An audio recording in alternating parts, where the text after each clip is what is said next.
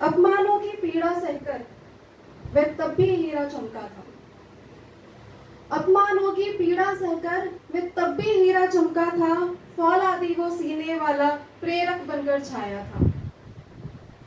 कठिनाइयों से भरे समय में वह लड़ लड़ कर आगे आया था। कठिनाइयों से भरे समय में वह लड़ लड़ कर आगे आया था। बच्चे तक कुर्बान हो गए, उसे देश बड़ा ही प्यारा था। भूख प्यास तक ध्यान नहीं कर रात दिन एक दिखाया था।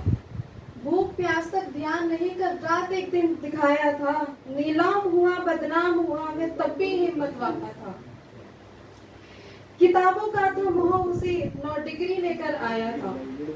किताबों का तो मोह उसे 9 डिग्री लेकर आया था। वह ज्ञानी प्रतिभाशाली संविधान सौंपने वाला था। टुकड़ा टुकड़ा टूट टूट कर वह देश बनाने वाला था। टुकड़ा टुकड़ा टूट टूट कर वह देश बनाने वाला था। बेटी बहनों माओं को वह आजादी देने वाला था। उस कर्मठ ज्ञान प्रतीक के आगे जग ने शीश झुकाया था।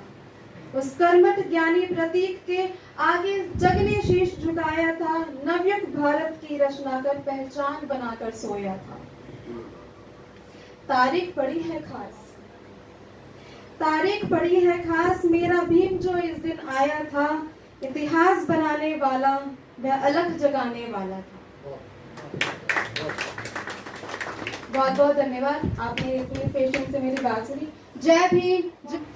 भारतीय संविधान निर्माता बाबा साहब डॉक्टर अंबेडकर एवं समाज में जन्मे सभी समाज सुधारकों को नमन करते हुए यहाँ उपस्थित सभी उपासक उपासिकाओं, धर्म बंधुओं, आयोजक गण को मेरा आदरणीय जय भीम। आप सभी को बाबा साहब के जन्म दिवस की बहुत बहुत शुभकामनाएं। मैं शुक्रगुजार हूँ बाबा साहब की कि मैं आज जो कुछ भी हूँ वो उन्हीं की बदौलत हूँ। ये सच है कि जन्म तो मुझे मिल ही जाता, लेकिन अगर बाबा साहब ना होते तो स्वाभिमान से जीने का हक तो मेरे माँ बाप भी ना दे पाते। मुझे पढ़ने की आजादी ना होती, बोलने का अधिकार ना होता, आज भी घर की 4 दीवारी ही मेरी दुनिया होती। आज भी मुझे कम समझा जाता अगर बाबा साहब डॉक्टर अंबेडकर ना होते। बाबा साहब का जीवन संघर्ष हम सभी के लिए आदर्श है।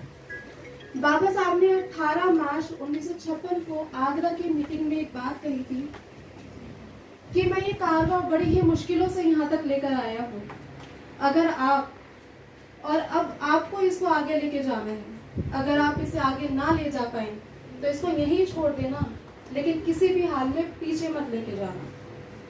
बाबा साहब की इस बात से हम ये समझ सकते हैं कि उस वक्त भी कुछ काम था जो रह गया था, जो बाकी था, जिसकी जिम्मेदारी हमें दी गई थी पूरा करने की। क्या हमने जानने की कोशिश करी वो काम क्या था? यूं तो बाबा साहब ने चारों ही क्षेत्र में काम किया, राजनीतिक, आर्थिक, धार्मिक, सामाजिक। राजनीतिक क्षेत्र में बाबा साहब ने हम सबको रिजर्वेशन दिया, जिसकी बदौलत हम MP, MLA, मंत्री तक बन गए। पर क्या यही बाबा साहब की इच्छा थी? बाबा साहब चाहते थे कि हम अपनी सरकार बनाएं, खुद की सरकार। क्या हम बना पाए?